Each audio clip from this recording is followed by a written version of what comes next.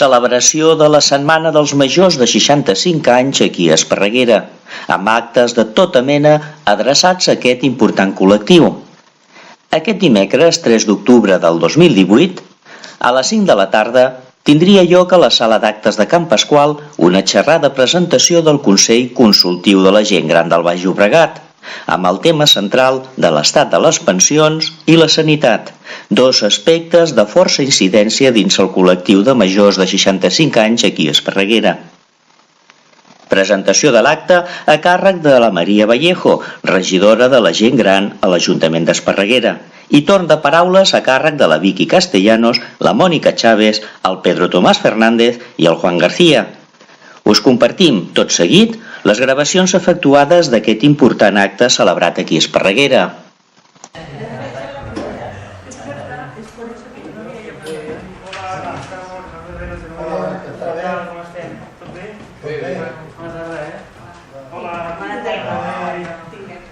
Sabeu que estem immers ara en la Setmana de la Gent Gran, que és una setmana dedicada a tota la gent gran del poble, que estem fent moltes activitats, espero que aneu a totes les que pugueu, i que hem intentat compaginar una mica tot el que són els àmbits de la sanitat, de l'oci, de la cultura, intentem una mica a tot arreu, arribar a tot arreu i que us agradi les activitats. I avui el que volia era això, presentar tot el tema i la feina que fan també el Consell Consultiu, que fa molta feina. Sabeu que d'aquí d'Esparreguera tenim 4 delegats i delegades, i fa molta feina, la veritat és que fa moltes aportacions i treballen dur, sobretot per la llei, la reclamació de la llei de la gent gran, que és molt necessària. Avui tenim convidats a la Vicky Castellanos, que és la consellera de Dona i de Gent Gran, al Consell Comarcal. Està també la Mònica Chávez, que també està al Consell Comarcal, que ella és la tècnica, ajuda també la Vicky i fa molta feina. Tenim el Pedro Fernández i el Juan García, que són d'UGT, i els parlaran de les novetats últimes que també hi ha de les pensions. ¿Gritamos más? No, Es una mica més fort. no, però no,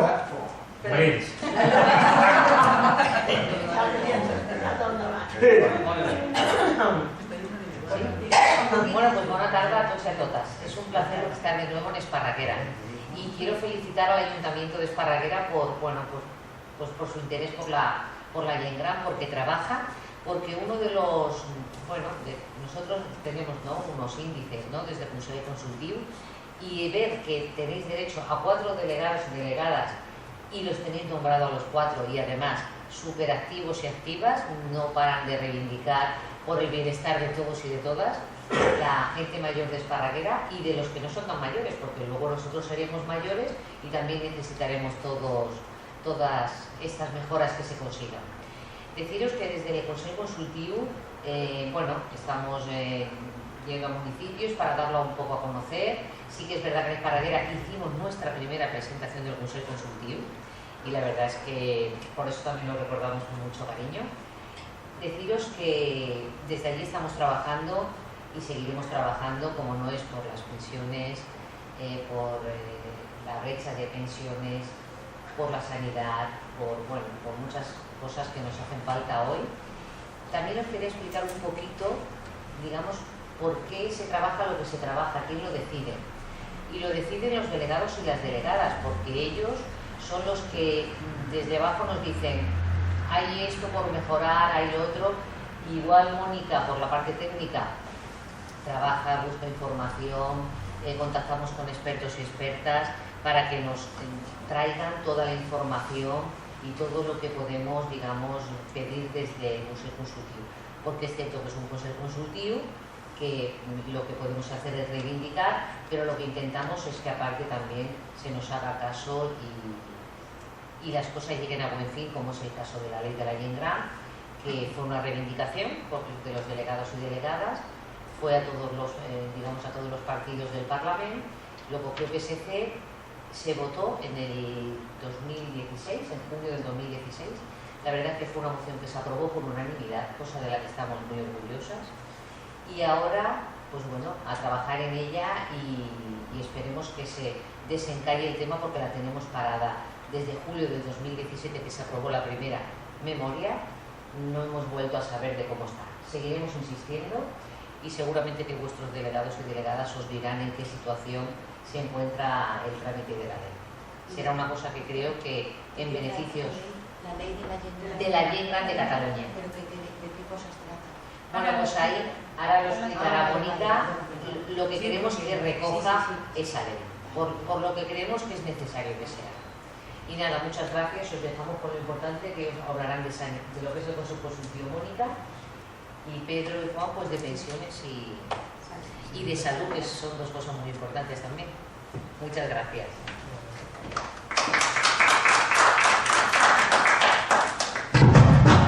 Sí, funciona. Bé, bona tarda. Jo us faré una presentació molt breu del que és el Consell Consultiu de la Gent Gran del Baix Llobregat, perquè, com ha dit la Vic i la consellera, ja vam venir a presentar-lo a Esparreguera i a explicar en què consistia i en què estàvem treballant, i us explicaré els dos grups principals, o les nostres dues principals línies de treball aquest any. Llavors, el Consell Consultiu de la Gent Gran del Baix Llobregat és un òrgan de participació i consulta de les persones grans del Baix Llobregat. Es va crear l'any 1995, pràcticament alhora que es va crear el Consell Comarcal, es va crear el Consell Consultiu. El seu principal objectiu és donar veu a les persones grans, saber quins són els temes que us preocupen, com s'estan abordant des de les administracions i què és el que es pot fer, quines són les coses en comú que hi ha entre els diferents 30 municipis de la comarca. És un espai per deliberar, per debatre, per reivindicar i en tots aquests aspectes que pensem que puguin millorar la qualitat de vida de les persones grans. Està format, com us dèiem, per delegades i delegats dels 30 ajuntaments de la comarca i també per entitats representatives de l'àmbit social, com pot ser l'Associació de Familiars d'Alzheimer del Baix Llobregat i els sindicats UGT i Comissions Obreres en les seves seccions de gent gran. A Esparreguera, com us ha dit la regidora, la Maria, li corresponen 4 delegats i delegades per població, que són la Rosina Domenjó Segura, la Rosa Maria Goma Revés, que la teniu aquí, la Maria Teresa Roca Martínez i el Joan Vilanova, que també el tenim aquí. És una sort que pugueu estar tan ben representats a nivell comarcal, de veritat, us ho dic. El tema de la llei de gent gran, què ens passava? Ens passava, des de feia temps, els debats dels diferents temes que anàvem parlant, sempre sortia el tema de això si tinguéssim una llei ja estaria recollit, d'això quina llàstima que no hi hagi llei, això està en aquesta llei però no posa res de les persones grans, fins que al final ens vam decidir a reivindicar que per què no podem tenir una llei de gent gran a Catalunya. Llavors, per què el Consell Consultiu de la Gent Gran del Baix Llobregat pensa que Catalunya ha de tenir una llei de gent gran?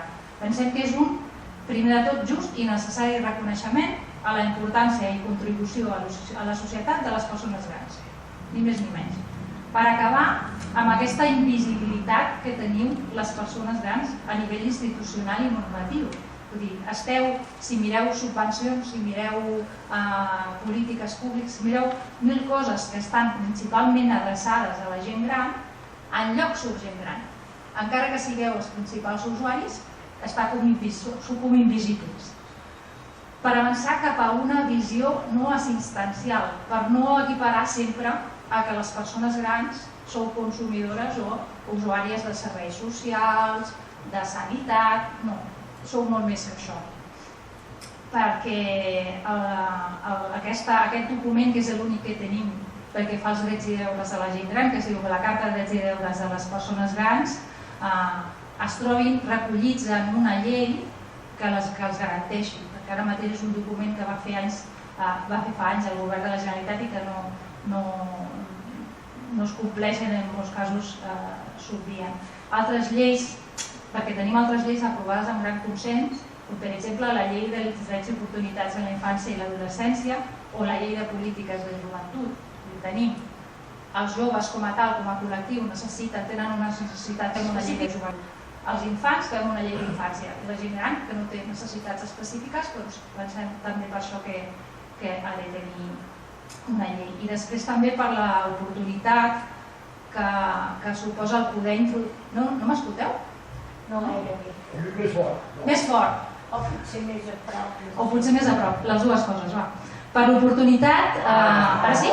Ara sí. D'introduir la perspectiva de les persones grans en el disseny i la planificació d'infraestructures, transports, espais urbans, espais naturals, en fi, tots els àmbits, perquè tingueu alguna cosa a dir quan es preparen o es dissenyen els espais que després vosaltres utilitzareu com a principals usuaris.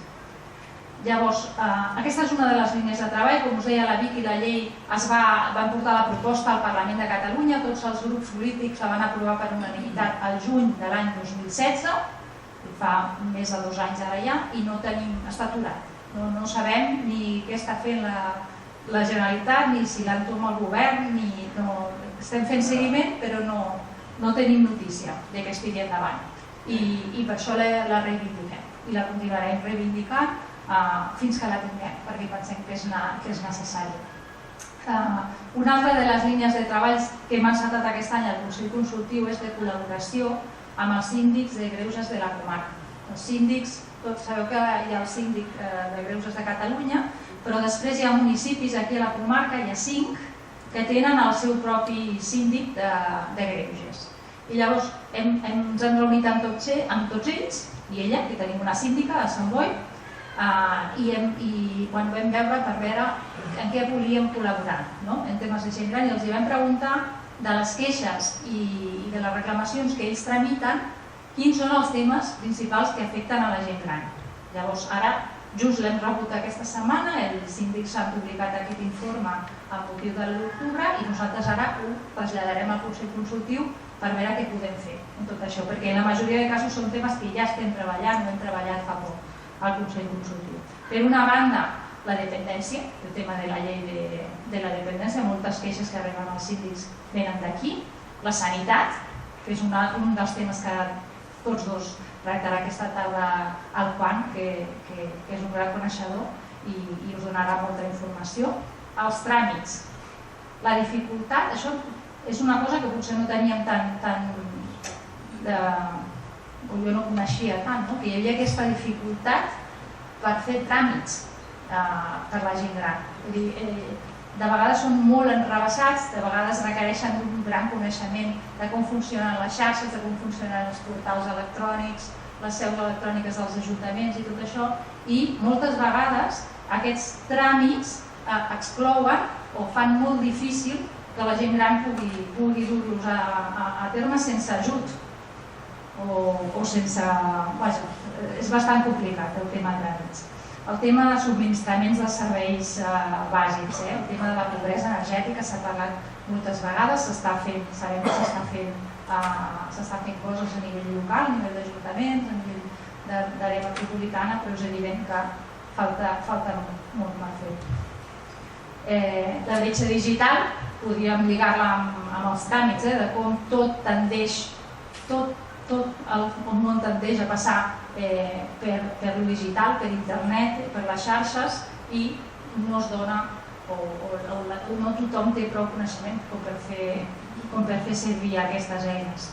El tema de la mobilitat. El tema de la mobilitat, tant pel que es refereix a l'accessibilitat dels espais quan es té mobilitat reduïda o algun tipus d'impediment, com el tema de la mobilitat, que això ho hem treballat molt al Consell Consultiu, el tema de la mobilitat dels transports públics i de si estan adaptats o no a la gent gran, i del tema també de les tarifes socials, dels descomptes que podeu tenir en uns transports o altres i de com cada companyia fa i es fa com li sembla i com es discrimina la gent que viu en un municipi o altre només pel fet de tenir un transport o altre que la pròpia a les ciutats properes.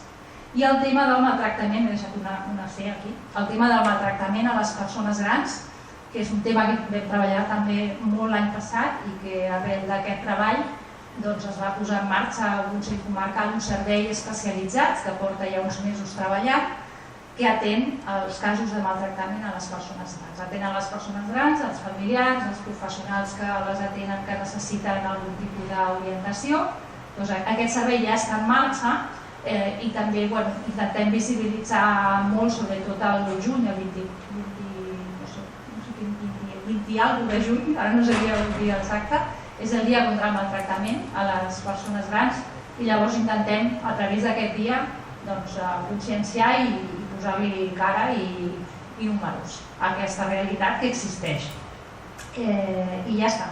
Jo ara, si us sembla, us deixo amb el Pedro i amb el Juan, que us explicaran dos dels àmbits principals que han sortit en aquesta presentació, com són el tema de les pensions i el tema de la sanitat, que tots són dos grans coneixedors, i m'haig de disculpar perquè la consellera i jo hem de marxar.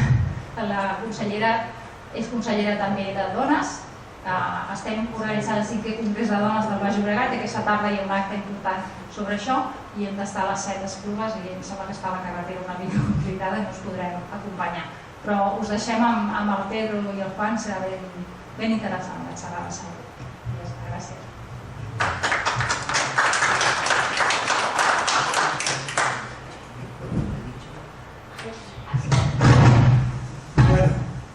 Buenas tardes a todas y a todos. Lo haré en castellano, que es como me expreso mejor. Pero luego, si hay preguntas, pueden preguntar en catalán, que no hay ningún problema.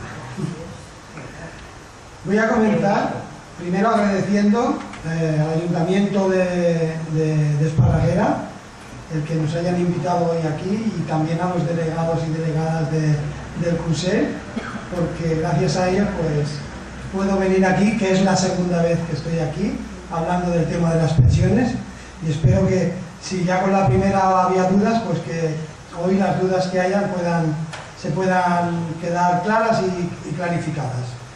Y voy a empezar primero por la Constitución española.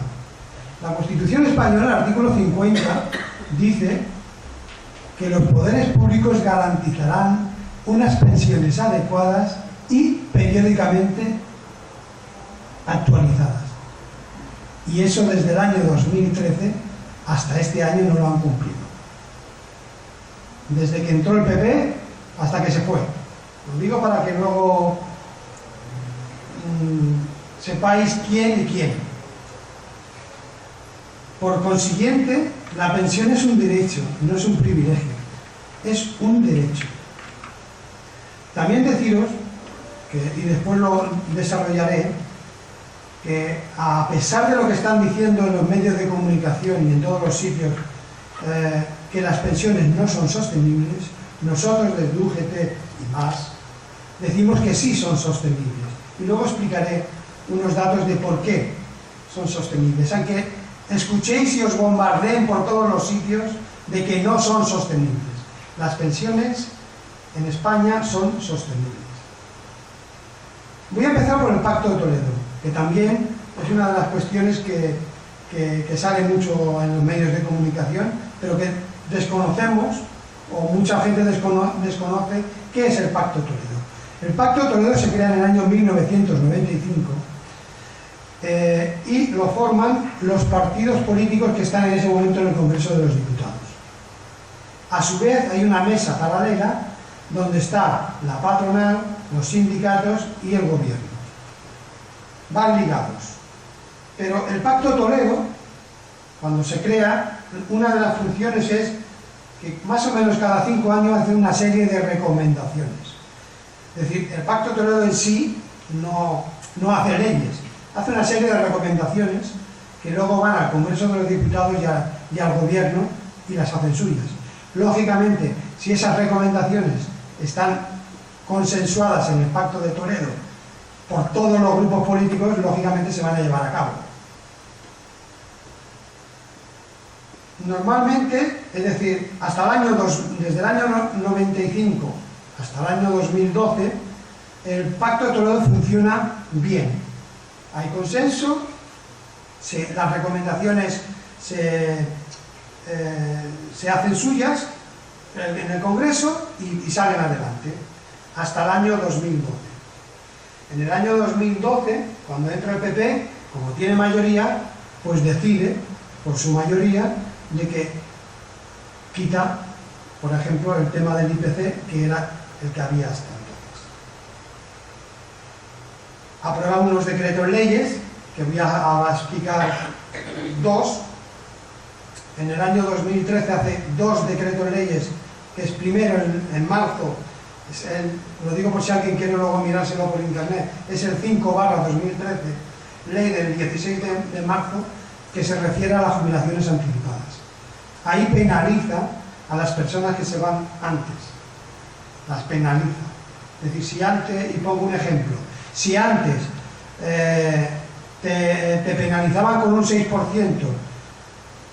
a partir de cuando tú tenías 40 años cotizados, ellos suben el listón y ponen que ahora necesitas 44 años y medio cotizados para que te penalicen con ese 6%. Es decir, sube. Hay otra serie de funciones que tiene esa ley, pero no os voy a enredar mucho en esto, y voy a la segunda ley, que es la de 23/2013 del 26 de diciembre, que en esa ley es donde sale la famosa fórmula del 0,25. Si os acordáis, hubo unos expertos que estuvieron estudiando y sacaron una fórmula que era que esa fórmula ha sido imposible que nunca suba más del 0,25, porque una de las condiciones era de que la Seguridad Social no tuviera déficit, una parte de esa fórmula, y desde el año 2013 tiene déficit, por otra serie de cuestiones.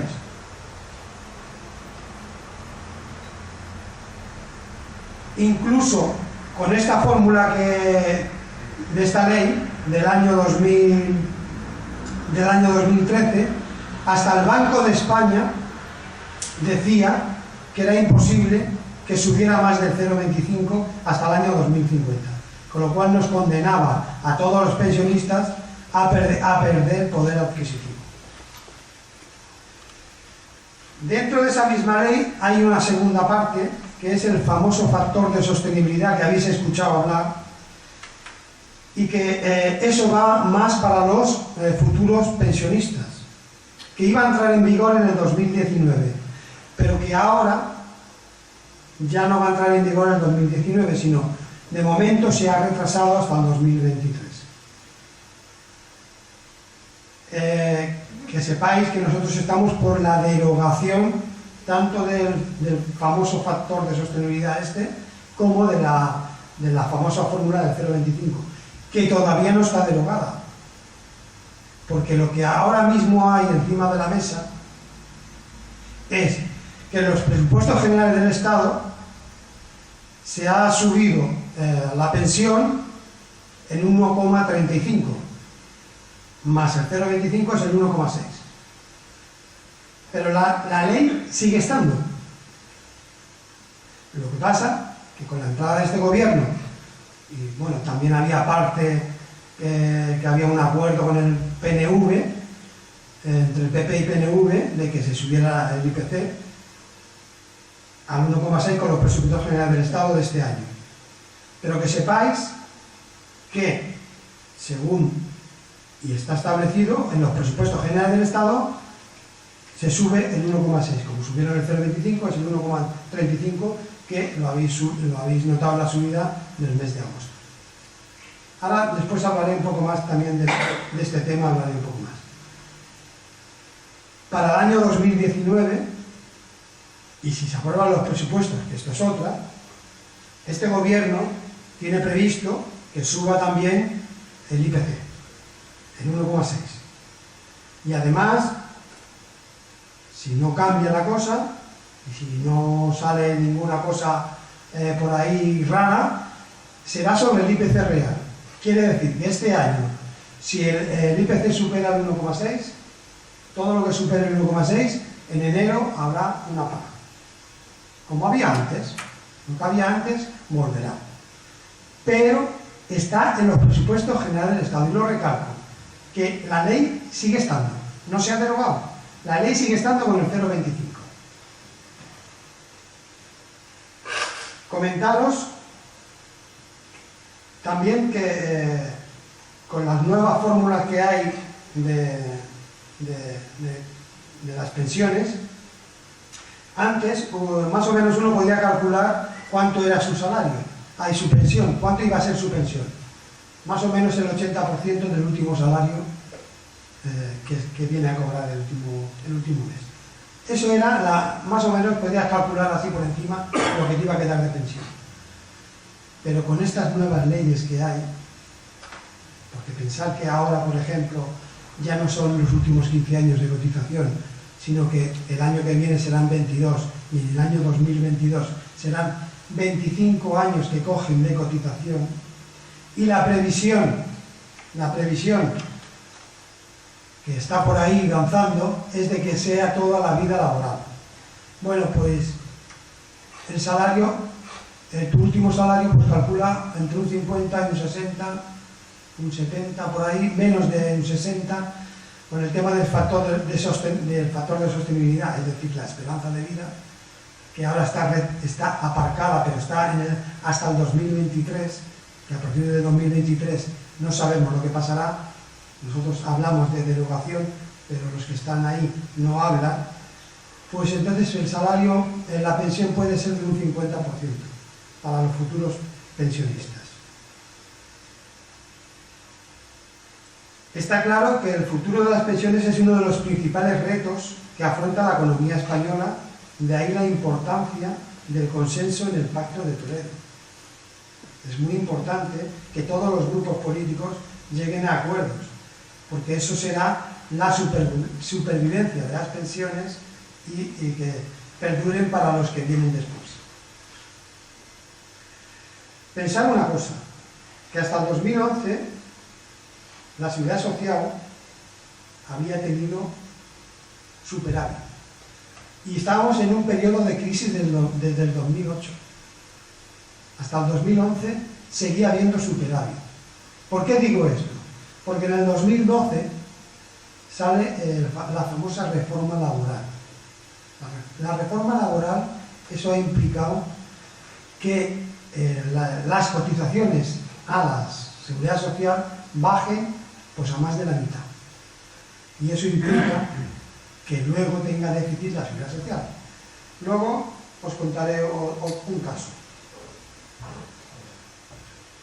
El tema desde el 2012 había una hucha donde se iba poniendo, para que lo entendáis, lo que sobraba de la Seguridad Social se iba poniendo en esa hucha.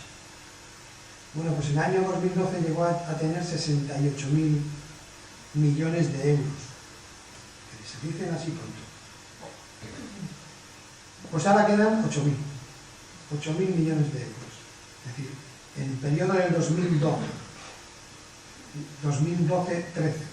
hasta el 2017 se han gastado 60.000 millones de euros el gobierno que estaba en este momento, que era el PP. Lo ha dejado a secas, porque además, para pagar el año 2017 las pensiones, pidió un préstamo.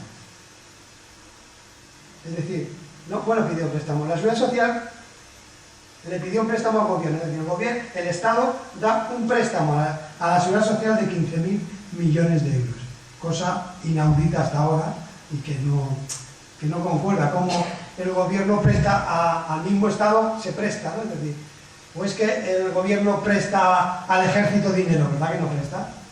Dinero al ejército no. Si le necesita, se lo da.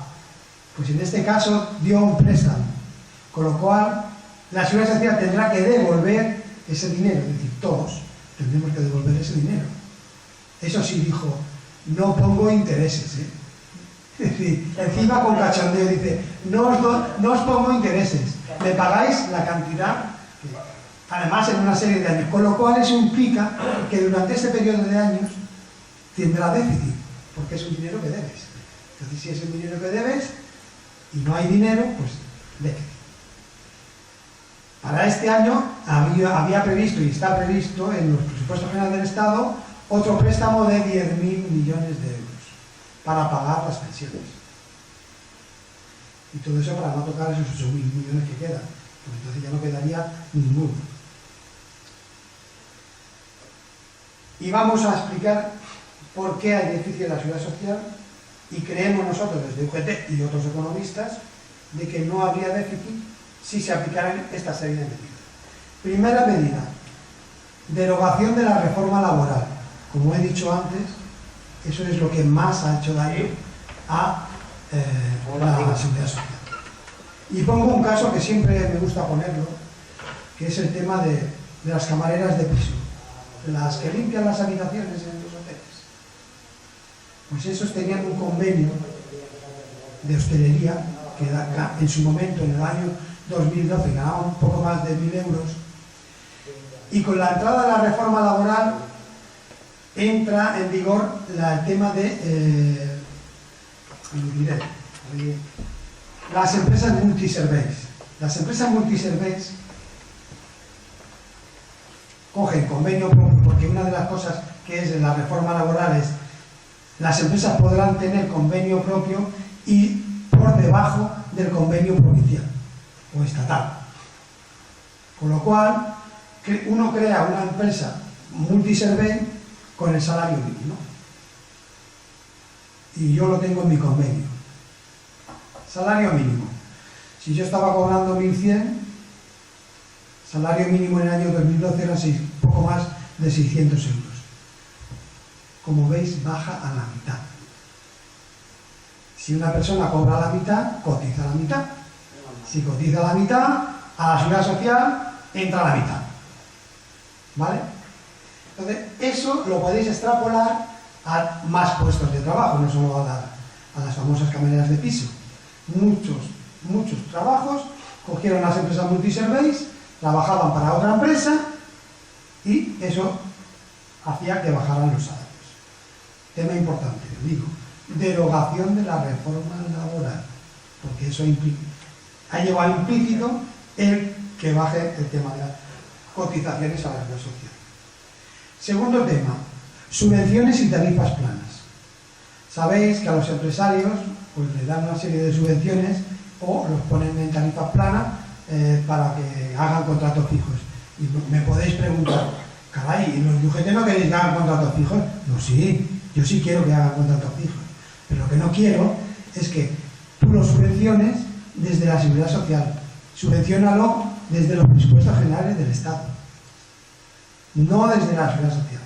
Nosotros decimos, sí, tú haz contratos fijos y con las subvenciones, pero las subvenciones las pagas de los presupuestos generales del Estado, no de la seguridad social, porque entonces me creas déficit en la seguridad social. Lo digo, estas medidas que nosotros decimos, con estas medidas se iría quitando el déficit. Dos más. Topes de cotización. ¿Qué son los topes de cotización? Los topes de cotización son una persona que cotiza, todos cotizamos en la social, en un grupo, pero hay un tope máximo y un tope mínimo. Entonces hay personas que ganan, el tope máximo son unos 45.000 euros al año, cotizan 3.803 euros. Bueno, pues todo el que gane más de 45.000 euros al año, solo cotiza por 3.803 euros. Es decir, por los 45.000. Gane 100.000 o gane 150.000. Y pensar que en España hay 2 millones de personas que ganan más de 45.000 euros. Entonces nosotros decimos, quita el tope, destoca. Si tú ganas 100.000, paga por 100.000. No pagues por 45.000. Como haces en el IRPF. En el IRPF la gente paga por lo que gana. Pues en las cotizaciones a la seguridad social, no. A la seguridad social, no. Se paga con un tope máximo. Entonces nosotros decimos destopar. Si tú ganas más de 45.000 euros al año, paga por lo que tú ganes. Pues esa es otra medida que está ahí encima de la mesa y que con eso quitaríamos déficit. Lo he dicho antes, ¿no? Más de 2 millones de personas en España que ganan por encima de esa cifra. Y otra cosa también incongruente, que los gastos del ministerio van a cargo de los propios, la seguridad social, cuando todos los ministerios están incluidos en los presupuestos generales del Estado, menos la seguridad social. Son el único ministerio que los gastos administrativos se los coge, se los paga de lo que genera la seguridad social. Incongruente también. Incongruente. Entonces decimos, no, los gastos del ministerio van, los gastos administrativos, que vayan como los demás ministerios, a cargo de los presupuestos generales del Estado. Bueno, pues con estas simples medidas, 4, que he comentado, reforma laboral, destope, gastos del ministerio y las subvenciones,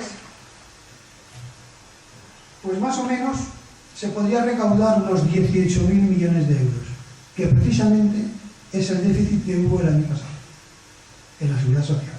Hubo un déficit de 18.000 millones de euros. Pues con estas medidas ya no habría déficit en la seguridad social. Fijaros si desde el año 2012 podíamos haber ido generando en vez de ir quitando de la lucha. Otro dato relevante que os quiero dar es que estamos muy por debajo de la media europea en gastos sociales y de pensiones. En Europa el gasto medio es el 15% y en España del PIB. Y en España es el 10,4% del PIB, es lo que se gasta en pensiones. Estamos todavía 4 puntos por debajo, con lo cual eso da margen todavía para que estemos en la media europea, que es lo que se gasta en pensiones, con lo cual hay margen ahí para trabajar también. Es decir, el Estado tendría que poner más dinero, por lo que yo he dicho al principio del tema de que la pensión es un derecho, no es un privilegio. Y el Estado tiene que aportar lo que sea necesario. En Francia, para daros un dato, es el 16% del PIB lo que se gasta en pensiones, en Italia un 15%, bueno, podríamos mirarlo de alrededor, menos España. España un 10,4%.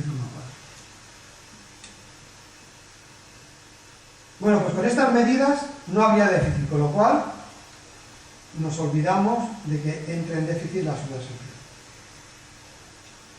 Y ahora voy a pasar a otro punto, que siempre entro en las intervenciones, que es la pensión de viudedad.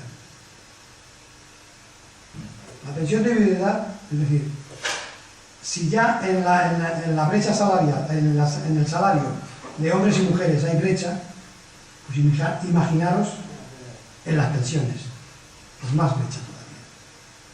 Cuando hablamos de brecha salarial en los salarios en las empresas, pues hablamos entre un 15, un 20, por ahí anda. Pues en las pensiones, la brecha de pensiones entre hombres y mujeres es de un 37%. Y os voy a dar el último dato que tengo, que es del mes de agosto, cuando ya han subido las pensiones. Pensión hombres, pensión media de jubilación, 1.274 euros. Pensión media en mujeres de jubilación, 821 euros. Fijaros ya la diferencia que hay. Pero si nos vamos a la pensión de viudedad, 693 euros. Casi la mitad. Una pregunta. No, me dejas acabar y yo luego ya tomo nota y hago las preguntas. No, porque así lo suelto todo y luego me preguntáis. ¿Vale? ¿Estáis viendo la diferencia ya de brecha de pensiones entre hombres y mujeres? Pues imaginaros esa brecha si encima cogen toda la vida laboral. Si cogen toda la vida laboral, aún sería más. ¿Por qué? Porque la mujer ha tenido más lagunas en la vida laboral. Y todos sabemos por qué. Sabemos por qué. Pero nadie de los que están legislando se acuerda. ¿Quién cuida de los hijos? ¿Quién cuida de sus mayores? ¿Quién cuida de todos? La mujer. Eso es así y hay que reconocerlo. Y de ahí que habrá más lagunas si cogen toda la vida laboral.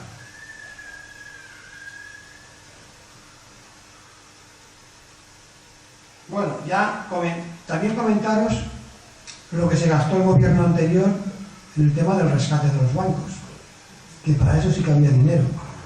Había pues algo así como más de 60.000 millones para rescatar bancos. Si hablamos de rescatar autopistas, otros 4.000 millones. Y de un día para otro no había dinero, y de un día para otro sacó dinero no sabemos de dónde, cuando llegó a un acuerdo con el PNV. No sé si vais viendo un poco de memoria, que no había dinero para subir las pensiones, nada más que el 0,25, y de un día para otro, pero dijo Rajoy, Rajoy salió y dijo, no hay dinero para las pensiones. Y de un día para otro, cuando se reunió con el PNV, sí que había dinero.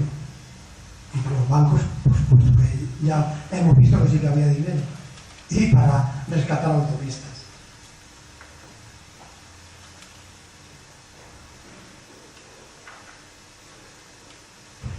Otra de las cosas que también hablamos desde UGT y que queremos es salario mínimo 1.000 euros, pensión mínima 1.000 euros. Pensión mínima, ¿eh? Y cuando hablamos de pensión mínima, yo hablo de todo. Hablo tanto de pensión de viudedad como de pensión normal de jubilación. Pensión mínima 1.000 euros. Y en eso estamos reivindicando. Esa es una de nuestras reivindicaciones. Está claro que si pedimos salario mínimo tenemos que pedir la pensión mínima. Pérdida de poder adquisitivo que hemos tenido en los 2 últimos años, 2016 y 2017. Que salió, había una tal Fátima por ahí, Fátima Baña, me parece que se llamaba, una tal Fátima que dijo que no habían perdido poder adquisitivo los pensionistas, que habían ganado dinero y todo. Bueno, pues en el año 2016 el IPC fue del 1,6 y subieron el 0,25. En el año 2017 fue del 1,6 y nos subieron solo el 0,25. Pero es que si hablamos de Cataluña, el IPC fue el 1,9. Los 2 años, el 1,9. Está claro que la pérdida de poder adquisitivo de el año 2016 y el 2017 fue de un 2,7%. Que a más todos sabemos que la luz sube más, que el pan sube más, que las verduras suben más, que eso es lo que tú gastas cada día. Lo que tú gastas cada día es lo que más sube. Y sin embargo es lo que en el conjunto de la cesta de la compra, no de la cesta de la compra, sino del cálculo del IPC, es lo que menos está variando. Yo no me compro un yate, y en cambio eso tiene más valor. Lo digo para que también tengamos en cuenta que dicen, no, es que el IPC ha subido, sí, pero la luz ha subido más de un 16%, el agua, el gas, las verduras más de un 20%, es decir, el aceite ya ni te digo, y eso es lo que consume cada día. Cada día consume las personas. La cruda realidad es que todos estos recortes en pensiones actuales y futuras nos están conduciendo a una sociedad más empobrecida. Además de estas medidas que se están tomando desde la pensión media es un 25% inferior que la media de la Unión Europea. Y la no contributiva, que hoy no he hablado, porque esto sería otro mundo aparte, la no contributiva, que son 390 euros. 390 euros. Con eso tiene que vivir una persona. Solo llega al 50% de la media europea. Estos datos nos demuestran que no tenemos un problema de excesiva generosidad de nuestro sistema. Lo que yo he dicho antes de que estamos todavía muy por debajo de la media de la Unión Europea. De un 15 a un 10. Desde la UGT, de la Unión de Jubilados y Pensionistas de la UGT, consideramos necesario que se deben tomar medidas políticas para salir del inmovilismo en el que estamos instalados y afrontar iniciativas para reducir el déficit de la seguridad social.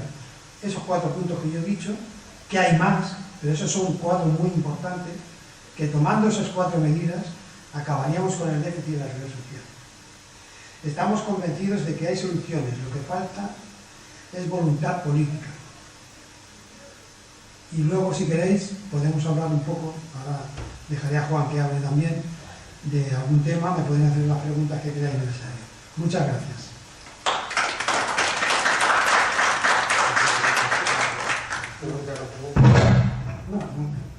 No digo que preguntas si queréis, para no darle charla. Me la has contestado antes, después me la has contestado la que te iba a preguntar yo. Vale. ¿Alguna duda? ¿Alguna...? Yo quisiera recalcar el tema de que la ley no se ha derogado. La ley sigue estando ahí, del 0,25. Que lo que hay es que los presupuestos generales del Estado se ha incrementado un porcentaje para los pensionistas para este año y posiblemente para el que viene, si hay acuerdo en los presupuestos generales del Estado, que eso dependerá. Voy a hacer una pregunta. El gobierno, el señor Rajoy, en su momento, echó manos del fondo de pensiones para cobrar unos bonos que sacó, los primeros bonos que sacó. ¿Devolvió el señor Rajoy este dinero que sacó? No hay ningún... A ver si lo sabía. No hay ningún dinero que sacó. Por eso te lo pregunto. No hay ningún dinero que sacó. Él sacó el dinero para comprar los bonos que no pudo vender. No sacó el dinero. Yo te explico lo que ocurre con la lucha, lo que ocurría con la lucha de las pensiones. La lucha de las pensiones era un dinero que no se iba, no iba como yo. A cotizar. No, es un dinero que no lo tenía un banco. No lo tenía un banco, es decir, físicamente no tenían dinero. ¿Qué es lo que se dijo en el Pacto Toledo? En el Pacto Toledo una de las recomendaciones que había que era sobre la hucha es de tener el dinero, pero el dinero tenerlo en fondos, en bonos del Estado, ¿vale? Pero esos bonos tú los tienes, pero tú los has comprado a alguien. Entonces, tú cuando has tenido que necesitar el dinero, has tenido que vender esos bonos. ¿No? Y además esos bonos estaban generando un dinero, es decir, unos intereses, que eso además ese dinero se acumulaba en el fondo de pensiones, se acumulaba. Es decir, el dinero estaba, y el dinero seguía estando, hasta que ellos han necesitado, y entonces han cogido el dinero, han vendido los bonos, y han cogido el dinero y han pagado las pensiones, pero el dinero estaba. Lo que sí se dijo es que el dinero no podía estar en bonos, había como mucho un 3% en bonos de diferentes estados de la Unión Europea. Es decir, para que si un país daba fallida, que nosotros no perdiéramos mucho dinero, está claro. Hizo como 3 cuartos o 3 cuartos en varias cantidades. Más de un 3% no podían tener de dinero fuera del Estado español. ¿Alguna duda más? En las prejubilaciones, antes has dicho que se había perdido un montón de millones en la seguridad social. Yo creo que es debido a la reforma laboral, como has comentado muy bien, y también en las prejubilaciones. Porque en las prejubilaciones se han prejubilado personas con 59 años o 60 años, y han dejado, y esas personas son personas de las que más cotizaban. Entonces, ¿qué ha hecho? A sus amigos los empresarios les ha metido fuera a la gente que más dinero cobraba, y son 5 años que no ha cotizado a la seguridad social todas las prejubilaciones.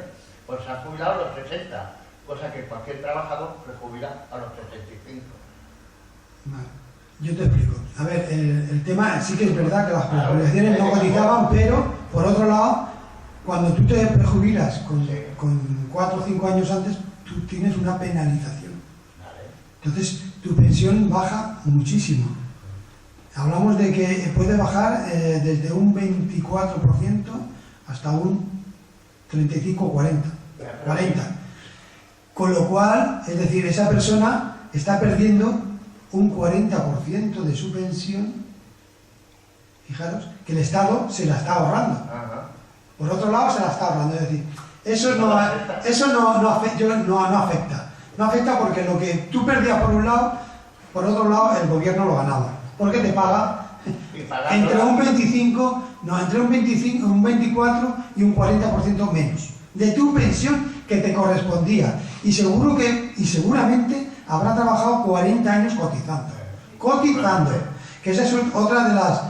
En este caso hay muchos grupos que están diciendo que con 40 años cotizados deberían de cobrar el 100%. Y no lo están haciendo, es decir, no se está haciendo. Por eso digo que no entres en eso. ¿Por qué? Porque lo que tú ganabas por un lado, lo perdías por otro. ¿Vale? El Estado al final gana. Y estaba demostrado que una persona, a partir de una persona que se prejubilaba con 61 años, a partir de los 67 años, ya estaba perdiendo muchísimo dinero. Y el Estado ganando dinero por esa prejubilación.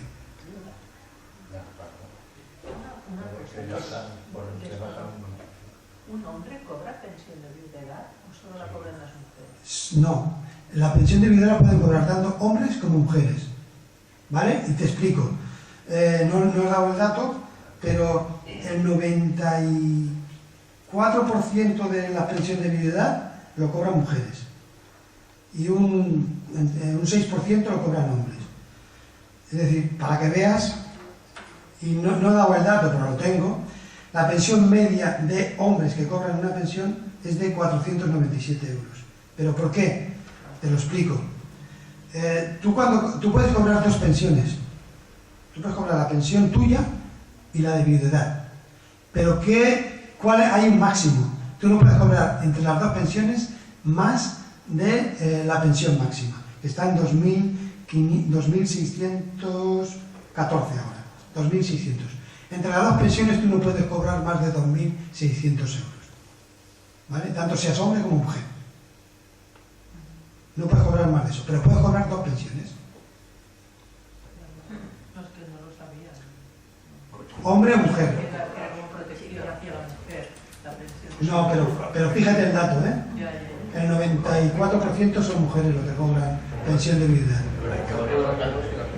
¿Por qué? Porque, y además, a lo mejor ahora irán cambiando las cifras, pero anteriormente la mujer no trabajaba muy poco. No cotizaba. Normalmente. La dona no treballava. No. La meva mare, que tindria més de Sí, 20 anys, hablo. la seva mare... No me he explicado bien, vale, d'acord. Aquí a Catalunya sí, D'acord, no me he explicado bien. No sé què hem fet. La mujer siempre trabaja, No. fuera y dentro de casa. No, Pero, a la fàbrica.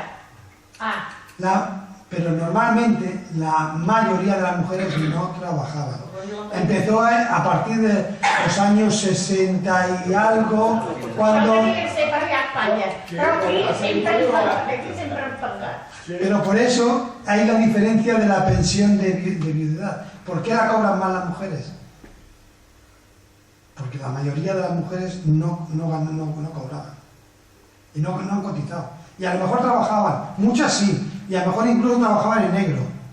O trabajaban limpiando, con lo cual no habían cotizado. No han cotizado. L'empresa tèxtil aquí a Catalunya estava plena de dones. Sí. Y al camp a la granja también. Pero no cotizaban nada más. Sí, ahí escrito, ya le dije. Pero a partir de ahora eso irá cambiando, esas cifras irán cambiando. Malament. Per què? Porque la mujer se incorporó a la vida laboral y a partir de ahí tendrá su propia pensión y a más tendrá pensión de viudedad o no, eso ya dependerá de... Pero cuando se incorpora al trabajo tendrá su propia pensión, la suya. Por eso. Pero ha visto le he dado el dato de la diferencia. Pensión de jubilación, hombres, 1.274 euros. Pensión de jubilación, mujeres, 821. No hi arribo a la No, jo no hi arribo, No, hablo de pensión de jubilación. Sí. Hablo de pensión media. Está claro, cuando hay una pensión media hay unos que cobran más y otros cobran menos. Quina gràcia. Al costat de casa m'ha tampoc. Más del 37%. Por años de cotización. Sí. ¿Alguna duda más? Algunos han hablado de la jubilación a los 61 años, Yo conozco a muchos compañeros, bueno, no compañeros, pero trabajan de la PLES y de la SEA, con 54 años, como tenía yo en aquel entonces, y les ha quedado una pensión de 1.800 euros. Y ahora, al cabo de 2 años, van a cobrar, que yo voy a hacer ahora los 65 ahora para noviembre, les van a quedar 2.000 euros de paso. Sí, esos son... No es de los 61 como han estado diciendo. Yo conozco a muchos de la PLES, los que no llegaban a los 54 sí que les han indemnizado. Pero los que ya tenían 54 años les ha quedado una pensión de 1.800 euros. No sé yo por qué. Esos son acuerdos de empresa, que mientras los acuerdos de empresa, ¿qué hacen? tú le dices, yo no quiero que estés aquí ya trabajando con 55 años, pero yo te voy a estar pagando y te voy a pagar el convenio especial de la Seguridad Social hasta que cumplan los 65 años, con lo cual luego le va a quedar el 100% de su pensión. ¿Vale? Esos son acuerdos, pero esos son acuerdos de empresa con trabajador o ERES, que hay muchos ERES, y donde se deciden cómo se va a mandar esta persona al paro, pues se va al paro y se le va a estar pagando una cantidad de dinero y el convenio especial hasta que cumpla los 65. Pero eso lo paga la empresa, ¿eh? Pero eso lo paga la empresa. Eso lo paga la empresa. La Seguridad Social no paga nada, todo lo contrario, recibe la parte correspondiente de la Seguridad Social. Punto. Pero esos son acuerdos de empresa. Ahí la Seguridad Social no interviene para nada. No interviene para nada. Sí, yo soy uno de esos casos, pero bueno. ¿Alguna duda más? I els autònoms? Què hem de fer amb els autònoms? Dejemos alguna para el compañero. Exacto. Los autónomos es un mundo aparte. Y es un mundo que parece que no están en ningún sitio. Pero los autónomos tienen otros problemas, otra serie de, vamos a poner entre comillas, ¿qué ha ocurrido con muchos autónomos? Pues que han estado pagando el mínimo, por las circunstancias que sean, yo no voy a entrar en qué circunstancias. Han pagado el mínimo y cuando se encuentran a la hora de su jubilación, cobran el mínimo. Pero esos son un mundo aparte, y cada uno tiene que mirar lo que puede pagar, lo que no puede pagar, si lo puede pagar o no lo puede pagar. Y cuando lo que hay en la Seguridad Social es, tú cotizas tanto, te queda tu pensión tanto, por las cotizaciones que tú has hecho. ¿Que se tiene que cambiar? Seguro. ¿Que se está en ello? Seguro. Pero eso va por otra vía. Tienen tres grupos. Ya que has hablado de cotizaciones, me has sacado otra de la lengua. ¿Cuál es el tope mínimo de cotización a la Seguridad Social para cobrar una pensión? ¿Cómo? El tope mínimo. O sea, los años mínimos de cotización. 15 años. Si tú no tienes 15 años, no te va a quedar pensión. Y la mujer, si ha parido, aunque sean abortos, tiene que declararlo con el Eurofamilia o parte médico y le puntúa un año o dos. Si lleva 13... Eso es lo que le dijeron a mi mujer. Cuando ha llegado, como no tenía los 15... No, mi mujer llevaba 15 y le cotizaron 17 por tener una hija. Por eso te lo he preguntado esto. Ya ha cambiado también, hay otro, no lo he comentado aquí, pero hay otro apartado que salió en el año 2016, que es el complemento de maternidad.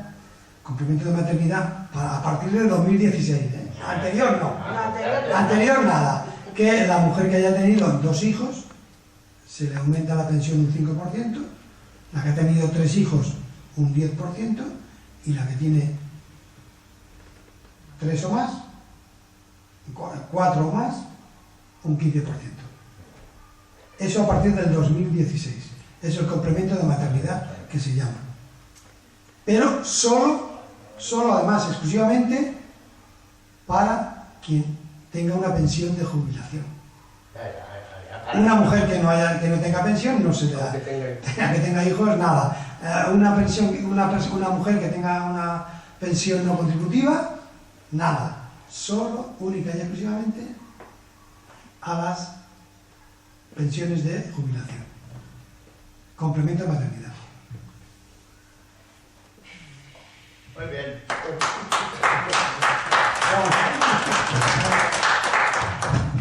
Va, yo seré un poco más corto, el tema sanidad.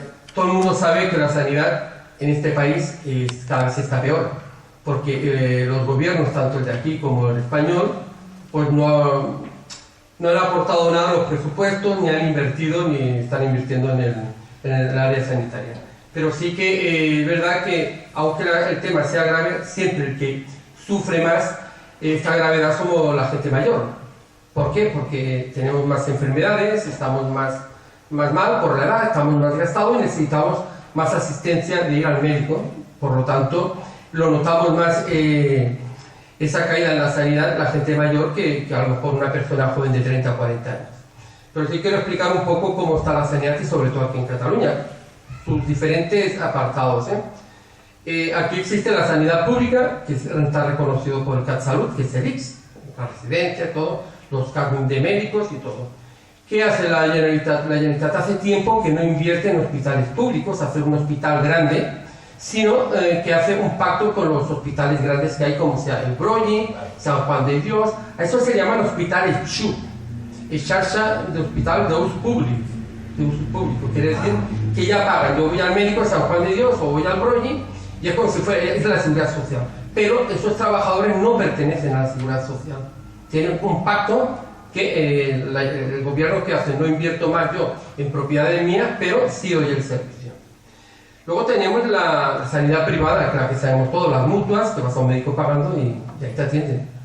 Entonces, por lo tanto, el que tiene dinero, a lo mejor para un dolor de muelas, vale, pero según qué tipo de enfermedad que necesitas, por ejemplo, yo que tengo la rodilla mal, pues fui a uno que era muy bueno y resulta que entre 3 radiografías y 4 visitas me cobran 1.800 euros, no los puedo pagar. Me quedo con la rodilla. Decir, ¿no? Esto son los privados. Que es verdad que los gobiernos de derecha, sean los de aquí, sean los de allí, me da lo mismo el color, han apostado por deshacer la sanidad pública para invertir en la privada. Sus amigos médicos y sus grandes empresarios se han llevado mucha sanidad para que tú estés obligado a ir a una mutua, por lo tanto cobran ellos. El que la puede pagar bien y el que no también, pues sabemos que hay mutuas que cuando tú llegas a los 60 años ya no te quieren coger en la mutua, porque eres una persona de riesgo que tiene más enfermedades y por lo tanto vas a consumir más su sanidad, entonces ya no te cogen. Luego tenemos los sociosanitarios. Los sanitarios son aquellos que son entre residencias de tercera edad y centros médicos. No hay operaciones, no hay intervenciones, simplemente son enfermedades de larga duración, que la mayoría son gente mayor, donde hay médicos para curar y para controlar el tipo de medicamento y enfermeras. La mayoría gente mayor que por un tipo de su patología pues tienen que ir encerrados allí. Y cuando esta persona ya tiene mucho gasto, no tiene cura, las meten en un apartado de residencias, aquel que dice, pues ya sea un poco más brusco, hasta que se muera. O sea, eso es la Yengra, lo que tenemos, ¿no? La Yengra. Luego tenemos, que se ha aprobado ahora, bueno, luego tenemos las residencias. Las residencias son muy bonitas, se las van a visitar y son espectaculares, sus televisores y todo, pero a ver quién entra a una residencia. La Generalitat, no, digo la Generalitat porque cada autonomía tiene un régimen especial que en sus leyes lo hacen, entonces estamos viviendo en Cataluña, voy a hablar de Cataluña. Las residencias aquí, tú tienes que tener el grado 2 o el grado 3. Si tienes el grado 1, que ya ni te atienden. El grado 1, pues, tienes menos posibilidades de entrar y el grado 2, más posibilidades. Pero con que hay tantas pocas plazas de residencias de la Generalitat, te derivan a la privada. La privada es lo mismo que la CHUP. Una privada, que aquí deben de haber muchas, tenemos una que es del ayuntamiento aquí, que yo la visité hace tiempo, cuando era sindicalista activo. ¿Cuál es la que tenéis aquí? San Cumellas. Bueno, pero eso era especial porque era un convenio entre el ayuntamiento. Pero las residencias privadas, usted va y dice, bueno, como que a la Generalitat le hace falta camas, concierta camas con la Generalitat. ¿Qué quiere decir? Que si yo tengo una residencia privada que tengo 100 camas, 50 las negocio con la Generalitat. Yo la cojo a usted, la Generalitat me paga. Pero con que no quiere invertir, porque no se está invirtiendo dinero en la sanidad, entonces hay mucha gente que cuando le toca la hora de ir, se dice, no, oiga, ya le ha tocado pues ya ha arreglado los papeles por mediación del ayuntamiento, por tema de bienestar y familia, todo esto me llega, resulta que cuando le llega la carta al hijo se cabrea, o la hija, porque su padre o su madre hace un año que ha muerto. No le toca nunca. Si le toca, y usted cobra una pensión, el Estado o la Generalitat se queda el 80%. Se está cobrando, porque es verdad que si a usted le dan servicio médico, habitación, ducha, ropa, todo, vale. Usted no va a tener un privilegio, te va a cobrar 1.000 o 2.000 euros y el 20% es para unos gastos privados, para si quiere un día ir a tomarse una cerveza, o ir al cine, o comprarse un paquete de tabaco. porque la persona en una residencia puede salir, no los pueden privar de no salir. En una reglamentación de unos horarios y todo, pero no puede salir. Aquella persona que tiene una deficiencia mental o que está enfermo, que no puede salir, tiene que tener una orden judicial de un médico y un notario conforme no se le puede dejar salir a la calle, porque no está en condiciones de salir. Pero una persona que está en sus condiciones puede ir. Residencias privadas, ¿qué cuesta? Pues bueno, una media, una residencia mediana que esté bien, se va a los 1.800 euros. Si yo una un poco más de lujo, pues porque unos 2.500. Esto lo hemos estudiado en el Consejo Comarcal con Mónica y Vicky, lo hemos tratado hace un par de años y hemos estado en la Generalitat y todo, reclamando que bueno, ellos están haciendo un esfuerzo y ya hay lo que hay. Pero no hay. Entonces, claro, ¿qué persona mayor se puede pagar pues 1.800 cuando las pensiones están en 1.000 euros, 1.200 o 800 euros? O se hace cargo la familia de pagárselo entre todos los hijos, o se queda en casa. Otra ventaja es que si se queda en casa y la persona es mayor, pues tiene que tramitar unos papeles de ayuda domiciliaria, donde por parte del ayuntamiento, lo lleva al ayuntamiento, pero es de la Generalitat, pero lo tramita. Porque cada ayuntamiento tramita las personas necesitadas de su municipio. Es mandar a una persona, pues, una persona será 1 hora al día para que la ayude a comprar, o para ducharla, o para ayudar a hacer la comida, porque no está. Pero esto también, para que te llegue esto, a veces estás muerto y no te ha llegado. Porque las ayudas, no, eso no tienen culpa el ayuntamiento. El ayuntamiento a veces pone una parte para incrementar ese servicio, porque al fin y al cabo es el pueblo suyo donde está sirviendo, pero la parte viene de la Generalitat. Esas son todas las ramas que tenemos de sanidad aquí en Cataluña. Luego hay una cosa que me voy a saltar, pero que ha venido, que es la ley de garantías de atención sanitaria universal. Es una ley que existe en toda Europa, donde todo ciudadano tiene derecho a un mínimo de sanidad pública, sea extranjero o no sea extranjero, sea español o no sea español, con la salvedad que un español que vive, yo por ejemplo soy catalán, pero he estado viviendo durante 20 años en América, mi madre era de Estados Unidos, yo me he movido y vine de mayor aquí.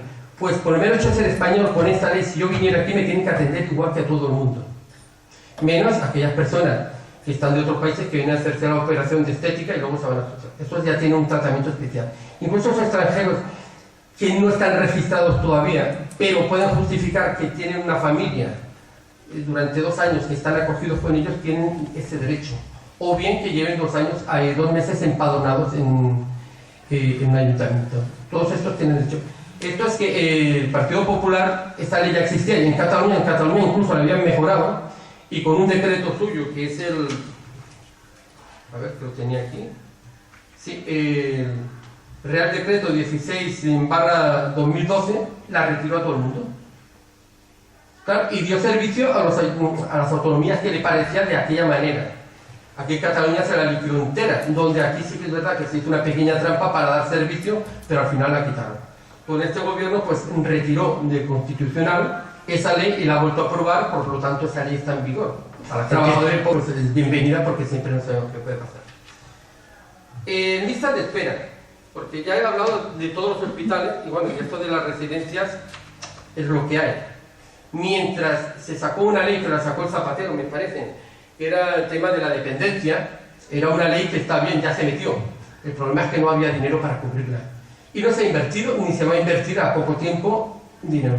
La dependencia es la que se mejoran las residencias, las mejores de ayuda domiciliaria para la gente mayor, todas esas cosas que la ley de dependencia, la gente minusválida, pues con que eso se necesita un volumen económico muy grande, está aparcado. Hay autonomías, por ejemplo Cataluña, que invierten un 20% de su PIB, pero no llega, por lo tanto está ahí donde nos repercute, pues ya lo he dicho, residencias, ambulancias, sanidad del copago, que muchos han dicho de quitarlo el copago y existe todavía.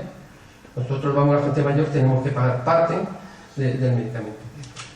Está en ello que lo quieren quitar. Esto también será la fuerza que hagamos los jubilados en la calle, aparte de reclamar las pensiones dignas, reclamar una sanidad digna para nosotros, que también es parte de nuestro dinero.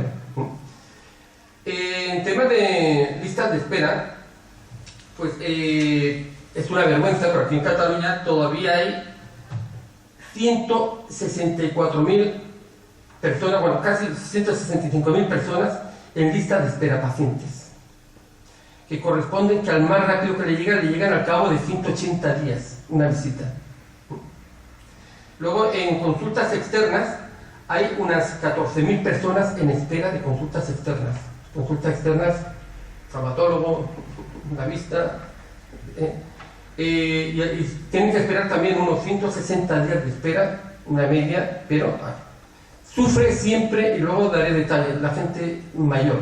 Tengo un vecino que debe tener quizás 72 años, hace 5 años que le tienen que hacer una prótesis de cadera, no puede andar, va con garrotes porque si no, pero para salir un poco de casa, pues cada vez que lo llaman le dan largas, lo tenían que operar el mes pasado y le han dado para 3 meses más. Pero lo más vergonzoso es que en una de las veces que lo llaman para prepararlo ya, el anestesista, para ponerle fecha y todo, en el brolli, el hombre se le dio el bastón en la escalera mecánica y se cae. No se hizo mucho daño, pero lo lógico, lo cogieron, lo metieron en urgencias para dar una revisión. Pues bueno, como que perdió la hora del especialista 6 meses más tarde cuando la visita. ¿Quién sufre esto? La persona mayor. Seguro que si esta persona tuviera 40 años que tiene que trabajar y cotizar, esperaría menos. Que me parece bien que tenga que esperar menos. Pero estamos sufriendo la sanidad, sobre todo la gente mayor. Y el tema de prótesis, también hay unas 135 o 140.000 personas esperando de pruebas diagnósticas. O sea, pruebas de estas especiales que te tienen que hacer, pues hay una lista de 140.000 personas. Unos 90 días de espera, la media, 3 meses. Lo que no te pase como este señor, que antes de llegar al especialista te caigas y te dan para medio año. Bueno, pues esto son las cifras que hay aquí. Ponen la Generalitat que se ha bajado en un 10% en tema de las intervenciones quirúrgicas. No me lo creo porque cada vez hay menos médicos. Ahora mismo he hecho un recorte hablando de médicos y de lista de espera del periódico, donde los sindicatos y la Generalitat lo aprueba, que en 5 años hay 130.000 enfermeros y enfermeras menos. Una enfermera en un hospital cuida a 1.650 enfermos al año. Estamos por debajo casi de antes éramos de 28 países que hay en Europa, somos el número 24, hemos bajado 20 puntos, porque no se invierten. Y lo poco que sale, con que pagan mejor, se van al extranjero, pero no se invierten. Entonces, ¿qué pasa? Vamos, a todos nos pasa, vas a un hospital con tu abuelo, tu padre, tu pareja que son mayores, te los meten en el box, del box te lo meten en el pasillo, y a la primera que pasa, o primero que pasa, vestido de blanco, que son enfermeras, nos encaramos con ellos. Y nos damos cuenta de que no pueden hacer más, y no dependen de ellos. Pues esta es la sanidad que tenemos realmente para toda la gente en este país. Lo que pasa es que hago hincapié que lo que pagamos más el pato, ¿por qué? Por la edad tenemos más achaques y vamos más al médico, somos la gente mayor. Claro, y una persona mejor con 40 años o 30 años, según qué patología, puede esperar 2 meses más, pero en nuestra edad los huesos no te aguantan más para esperar. Y todavía parece que aquel que dice, aunque son mayores, que esperen, que ya no van a hacer otra cosa más. Y eso es una desgracia porque todavía yo me veo joven. Yo voy a hacer los 70 años y yo me veo joven. Joven. Dentro de mi edad, con ganas de hacer cosas. No me encuentro con una persona de 40 ni 50 años, pero para mí me encuentro con ganas de hacer cosas y de vivir la vida. Por lo tanto, no se tiene que aprovechar de decir, con que eres mayor, el que dice en pocas palabras, quédate allí, si te mueres, pues mira, una pensión menos. Pero la salud es un derecho básico. Sí, bueno, eso sí, claro. Y en la vivienda, del trabajo, pero no lo tenemos, pues, claro. El capitalismo en este país y en Europa se nos está comiendo y no hacemos nada. No hacemos nada, por lo tanto, te quitan de aquí, te quitan de allí, y todos callados, y cuando queremos dar una voz es que nos han quitado todo. ¿Qué nos pasa? Ahora vamos a reclamar las pensiones. ¿Quiénes salimos a la calle? Salimos a la calle los viejos. La gente que tiene 50 años no sale a la calle, que son los próximos de las pensiones. Que nosotros de momento las cobramos, poco mucho cobramos, pero que viene de atrás no sé si las cobran, como no lucha. Pero ahí lo tienen. Y si no lucha para la sanidad, no sé si a lo mejor que salga una ley que diga que a partir de los 65 años usted tenga la mitad de asistencia sanitaria. Según qué patología ya no le entra hasta que se muera. No me extrañaría, no me extrañaría. Pero bueno, ojalá que nunca pase. Pues ya digo, me ha asombrado, sabíamos que había poco, pero 130.000 enfermeros y enfermeras menos que hay en España. Donde en Europa una enfermera cada día tiene un baremo de un 8% de enfermos a atender, la enfermera, que es la que hace de psicóloga hoy en día, te atiende, te toma la atención y todo, y en Europa la media es un 5%. Claro, al cabo del año son los 1000 y pico de pacientes que pasan por tu mano, claro. Y luego vas allí y dices, hombre, es que has estado 2 minutos, que no tengo más tiempo. No tienes más tiempo. Esto lo que tenemos en este país. Luego tenemos el tema de las farmacias, que bueno, otro día tuvimos una reunión con la farmacóloga del área Ponent de aquí del Bajo Llobregat y la jefa de farmacia, que lleva todo el tema, que hablan de los medicamentos y todo. Bueno, hay problemas. El problema es, pues bueno, están haciendo estudios cómo ligar que cuando tú te vayas a un médico privado o del privado vayas aquí, cuando van al ordenador tengan todo tu historial. Se está mejorando mucho porque nos dio alegría de saber que eso se está mejorando. Por ejemplo, si hay un enfermo, sobre todo los crónicos, yo tengo una lista de medicamentos, y claro, cuando vas a la farmacia pasan el código de barra y saben el medicamento que te has llevado. Eso le sale reflejado al médico y al farmacólogo. Y se pueden dar cuenta si, por ejemplo, yo, Juan García, que me estoy tomando una pastilla para el colesterol, llevo 6 meses sin retirarla. Se dan cuenta, entonces me llaman. Porque claro, luego puede venir con una patología peor. Bueno, eso se está tratando, aquí en Cataluña se está avanzando mucho, es una alegría. Pero luego tenemos también que los pueblos pequeños aquí en Esparraguera no lo sé, pero en vez de Vallirana y todo esto, si una persona mayor tiene que ir a la farmacia a las 8 de la mañana, están todas cerradas, a las 8 de la noche están todas cerradas. Aquí no sé si tenéis farmacia de guardia o de estas de 24 horas. Bueno, pues en esos pueblos pequeños se está dando el caso que las personas mayores tienen que llamar porque no tiene para poder salir, no tiene con quien la lleve, o no puede salir a la calle, o transporte, o no puede salir a la calle, tienen que llamar al ayuntamiento, a la guardia urbana, darle una autorización y la receta para que vaya al pueblo de al lado a buscarlo. Hemos estado al colegio de enfermería para tratar este tema y es lo que hay. La Generalitat sacó una orden y todas las farmacias de todos los sitios, cuando cierran el CAP, se cierra la farmacia, de al lado o la que está en el pueblo. ¿Qué pasa? Eso en Cornellà, quizás aquí tampoco. En las poblaciones medianamente más grandes, pues siempre hay una de guardia, hay una que abre la mitad del día, los domingos, otras que están las 24 horas. Entonces siempre, pero claro, en estas poblaciones pequeñas, en San Clemente y todo eso, pues quizás es difícil. Entonces tienen que llamar a la Guardia Urbana, que todos los ayuntamientos no aceptan que vaya a la Guardia Urbana a buscarte el medicamento, no es una obligación, que normalmente dan el servicio y se hace. Pero este es el problema. Luego nos estamos dando cuenta que estamos mirando es por qué si yo compro un medicamento X, me voy a otra farmacia y me cobran más. Claro que a veces no lo notamos porque cuando yo voy con la receta a mí nada más me cobran el 10%. Pero claro, si este vale 10 y el otro vale 20, del 10% también me cobran más aquí. Estamos recogiendo tickets, estamos estudiando para ir al colegio de enfermería para que nos digan el por qué sucede. Las de farmacia dijeron el otro día que podía ser que con que ahora son todos genéricos. Yo siempre pido genéricos, pero bueno, hay gente que quiere el que le ha dado el médico porque es el mejor, ¿no? Hay medicamentos oficiales que es el mismo que el genérico, porque lo hacen igual ellos. Pero por medio hecho de comprar la marca te cobran más. Pues esto es lo que estamos evitando que no pase. Porque al final que no cobran el copago, si voy a buscar un medicamento, aunque sea genérico, pues porque es una marca X del genérico, pues te cobran más.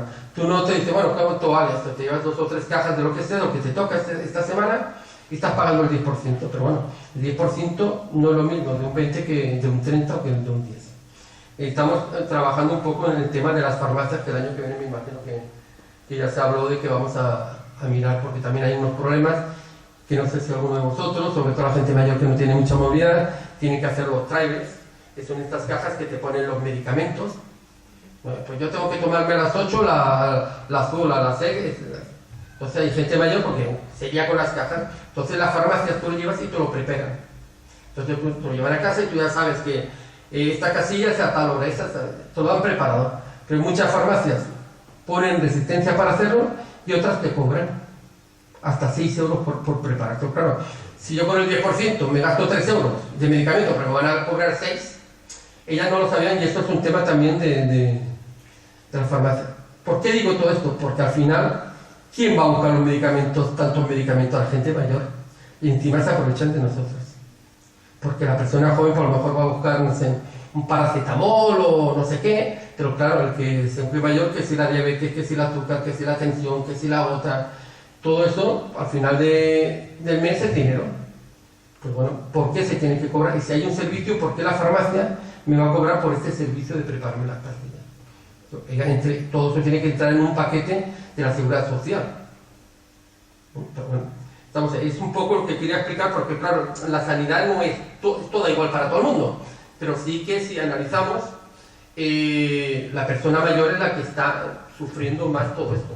Primeramente cobramos menos, no nos podemos seguir a qué sitio, a que nos mire otro médico, gastamos más medicamentos, tenemos más lista de espera, se nos deja más para lo último, en las residencias pues nos cuesta más, si necesitamos que mi madre o mi padre o mi mujer o yo no puedo salir a la calle o no puedo hacer según qué labores para que me den una persona de asistencia que es en temas sociales, pues te mandan una y cuando te la mandan, si es que toca. También hay un apartado que si la hija puede cuidar a la madre o a esa persona, dejando de trabajar, la Generalitat le paga, no sé si la mitad o una cuarta parte. A lo mejor lo analizan y dicen, oye, prefiero cobrar menos pero estar con mi madre. Bueno, es una cosa que todo eso hay que negociarlo, tratarlo, pero eso se tarda mucho, porque conozco gente que lo ha hecho y se tiran 2 y 3 años cuando viene, y por desgracia cuando viene se ha muerto la persona. Yo quería nada más esto un poco, que es el tema de la privada, la pública, la privada, que es la más cara, que es la que va la gente, que ahora está de moda, que te bombardean con, ¿cómo se llama?, con seguros de estos privados. Pero sí, ya he ido a 2 a preguntar para mí, pues para mí, pero tengo 60 años, no 65 y ya no te cogen. O sea, no quieren coger la pública, si quieren coger lo que no van a gastar dinero, por desgracia, ¿no? Pero bueno, si queréis hacer alguna pregunta que os pueda matizar, pero el resto de la sanidad ya la conocéis. Pues yo quería hacer un comentario. Antes has hablado del sistema del servicio de atención a la dependencia, a domicilio, y decías que bueno, que lo pagaba la Generalitat y que claro, llegaba pues donde llegaba y a lo mejor te morías en el Pero no ayuntamientos pagan una parte. Bueno, aquí en Esparraguera, yo hablo con nuestra experiencia, aquí en Esparraguera la Generalitat te paga una subvención y tú justificas el sueldo de esas trabajadoras familiares. Sí. Pero pensar que aquí en Esparraguera tenemos 2 trabajadoras familiares, solamente 2 para una población de casi 22.000 habitantes. Que yo les voy a decir que los 22.000 habitantes sean personas dependientes, pero 4.000 casi son jubilados, quien más y quien menos de una dependencia. Vamos a poner que 2.000. 2 personas pueden hacerse cargo o 500, no da tiempo. 2 personas aunque pueden sean 500 hacerse cargo de personas, no 2.000 personas dependientes. No. Es imposible. Es imposible. Pues no hay dinero para dependencia. Exactamente. ¿Qué tenemos que hacer los ayuntamientos? Pagar de los Ya lo he presupuestos dicho, de la los ayuntamientos pagan. Molín de Reyes es uno de los que invierte mucho dinero en esto, porque yo llevaba antiguamente las trabajadoras de allí y sé que ponía dinero. Esparraguera ha tenido que invertir en una empresa que hace este servicio para ayudar a estas 2 trabajadoras familiares que hacen este servicio a domicilio. Sí, sí. Y sin cobrar nada a los usuarios, sin haber un copago. Pues ya lo sé, sí. Pero es un esfuerzo que están haciendo los ayuntamientos, igual que teleasistencia. Aquí todo lo paga también el ayuntamiento. No hay copago tampoco. Al final es una presión que en vez de ayudar, la Generalitat o el Estado... Se aprovecha de los ayuntamientos que lo hacen. Cada vez están aplastando más a los ayuntamientos para llegar a las necesidades que tiene la población. Que al final lo que queda es que la Generalitat o el gobierno de turno es el que está haciendo todo esto, y es mentira. Son los ayuntamientos que están afectando. Por ejemplo, ¿vosotros os toca ir a Broglie o vais al de Martorell? Martorell, otro hospital que está en decadencia. Esto tiene previsto de que sea un sociosanitario. Porque yo a los delegados antiguamente de ahí, se preveía que detrás del hospital de Martorell, donde está el Sagrat Cor psiquiátrico y la SEA, había una pastilla de terreno que las hermanas ponían dinero para hacer un hospital como se ha hecho en San Boi con San Juan, un hospital general. No sé qué pasó con la Generalitat, que se rompió el trato. Y ahora decían que había una persona que está muerta, una familia adinerada, que tenía una pastilla saliendo de terreno, me refiero a la pastilla, de terreno saliendo de Martorell para San Andreu, no sé cómo llaman el pueblo, y que ahí se iba a hacer un nuevo hospital. Incluso yo vi la maqueta. No, no, hay un hospital general para cubrir toda la parte norte de la comarca, y el de Martorell quedaría como un sociosanitario, que está caduco ese hospital. Yo lo conozco, pero no se ha hecho más nada. Pero es que se hace el brolli, contar el brolli.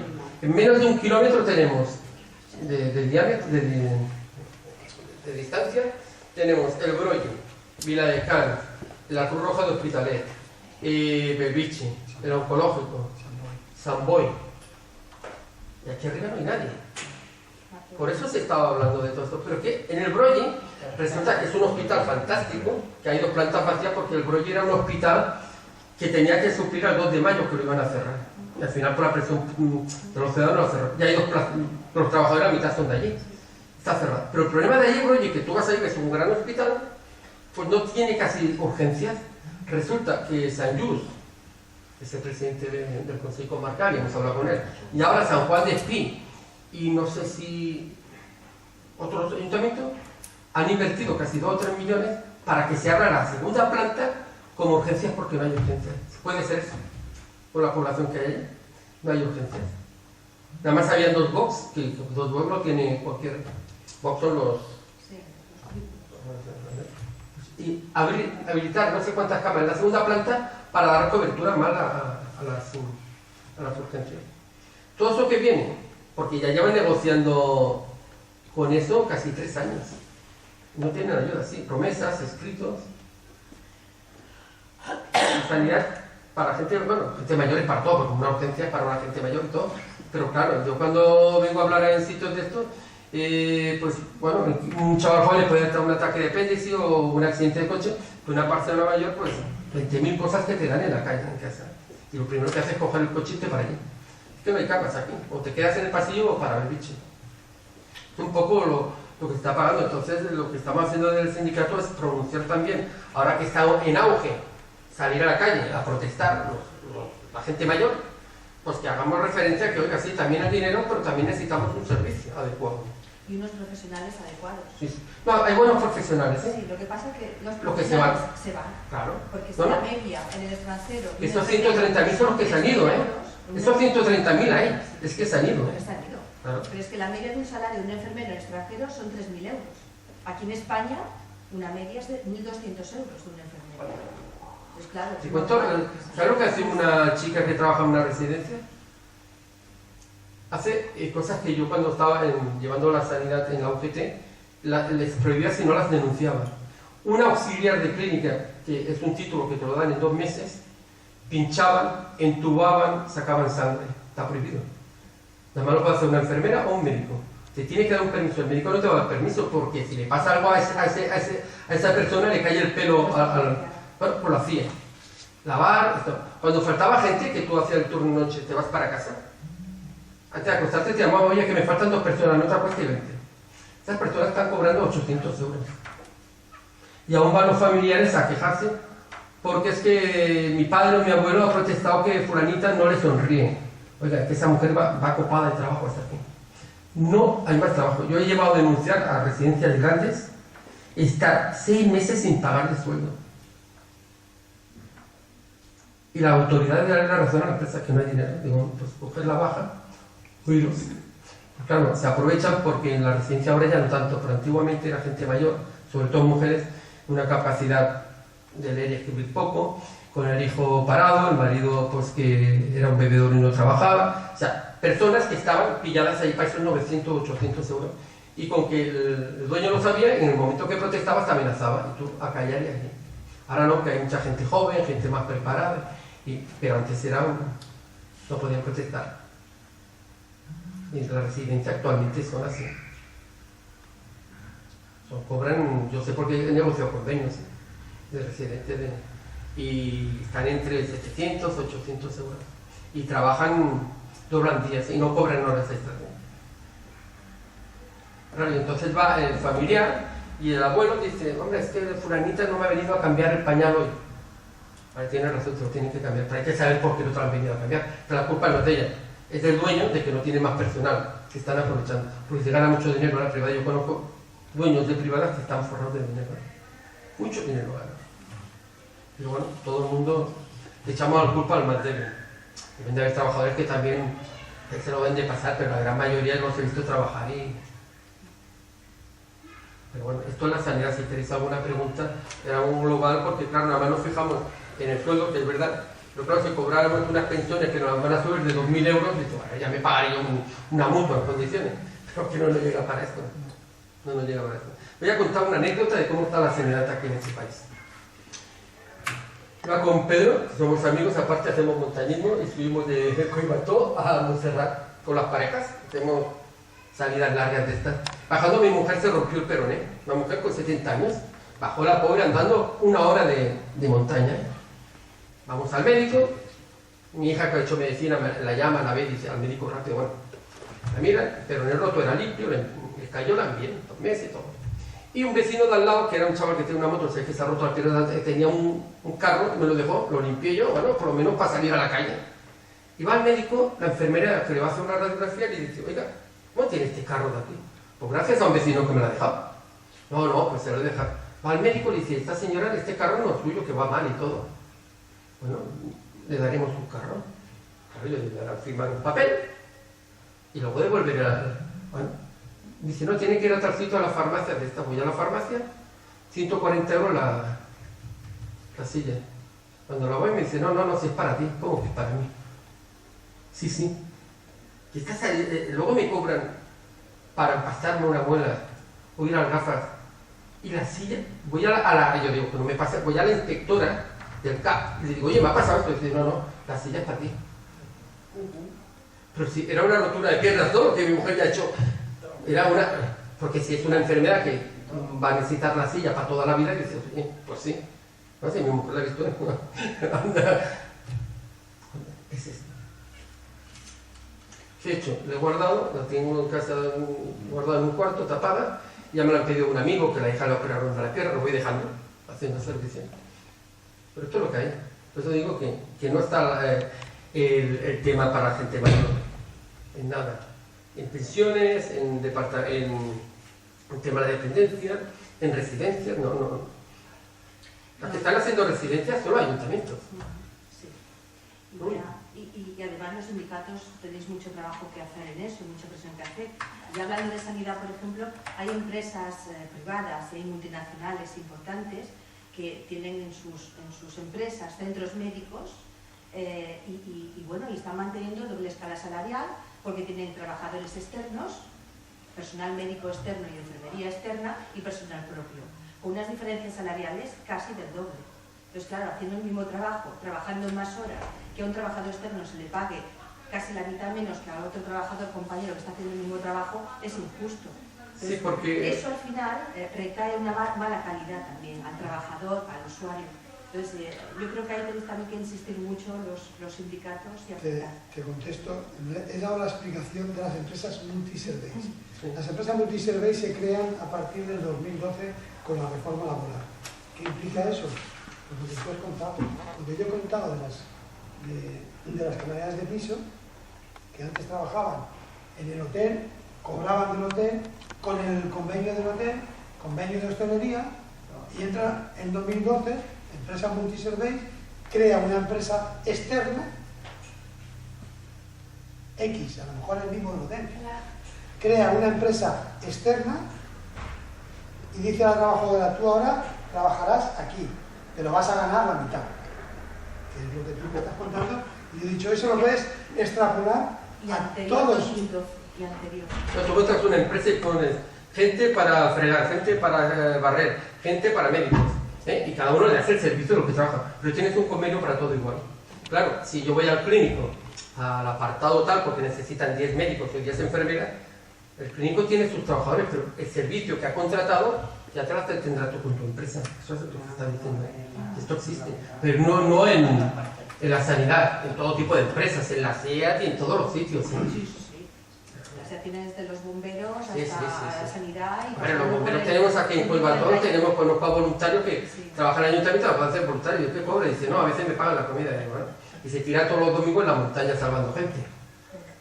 Eso, me iba a preguntar algo. Es un tema aparte, pero vale. Yo quisiera hablar un poco de la perversidad de la industria farmacéutica. La farmacéutica, los consumidores son gente mayor. aquí hay un negocio montado en todo esto. Hay unos intereses muy importantes por parte de médicos que deben recibir muchas presiones de la industria farmacéutica. Pensar que es la industria más potente del mundo, junto con la universidad. O sea, hay muchísimos millones.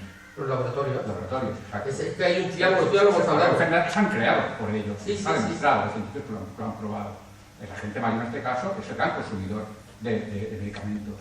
Aquí hay una perversidad. Muchas enfermedades las provocan los laboratorios, para que consumas, porque el colesterol antes era 190 y ahora son menos, 180 de medicación. ¿Quién decide tanta medicación? ¿No hay remedios naturales para las cosas? A lo mejor los hay. Se han acostumbrado que si no lo recetan, el médico no se ha atendido bien. Oiga, esto es un error.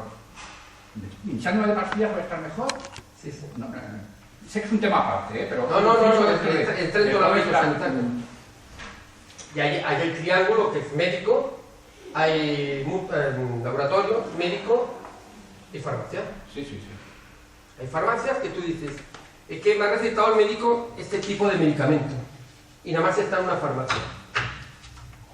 Yo para la rodilla me van a dar un medicamento, esto del tema del tiburón, es que era corredor y tengo el cartílago malo. Entonces me dio un medicamento que me iba a dar unas pastillas que me ayudaban. Y un día voy y me digo, oye, esta ya no las tomes más. Eso hará 3 años, traumatólogo que tengo. Ah, no, ¿por qué? Dice, no, mira estas. Ah, pues estas tira bien, ¿por qué? Porque bueno, ya ir a la farmacia. No, a la farmacia no. Pues, ¿cómo? Si no, tú llamas a este teléfono y te las traerán en casa. Hombre. Ahora, pues es el triángulo que hay entre... Yo me he estado tomando como con 4 o 5 años el Condrosan para la artrosis, que valía pues unos 20 euros la caja en el país. Y un día voy al médico y me dice, ¿por qué te tomas Condrosan? Digo, pues porque me lo recetaron. Dice, pues no te lo tomes más porque no está demostrado que tenga ningún efecto. Y llevaba yo, pues... Lo que dice, la mafia que hay, el gasto que hay. ¡Qué maravilla! Bueno, pues es todo lo que... Los sindicatos hacemos mucho, pero tenemos un problema. Que cada vez la gente se vincula más con los problemas. Entonces, montas una movida y a la gente le sale. Porque si la gente te tirara más, pero... A veces queremos, cuando hemos hablado de jubilado, ahora estamos jubilados, ya llevamos tema de jubilado, ahora ya el tema... Yo llevaba el tema de sanidad y de... Yo conozco todo el ayuntamiento, todo porque era el responsable del servicio público de la comarca. O sea, ayuntamiento, guardias urbanas, administrativos, sanidad, Cancomellas, todo eso lo llevaba yo. Bueno, tenía gente conmigo, ¿no? Yo me conozco un poco toda la comarca. Pero ahora nosotros ya no tenemos poder de convocatoria, ya estamos llevando... ya somos mayores. Yo voy a hacer los 70 ya. Estamos en derogar también el copago farmacéutico. Pero bueno, gracias. Bueno, muchas gracias.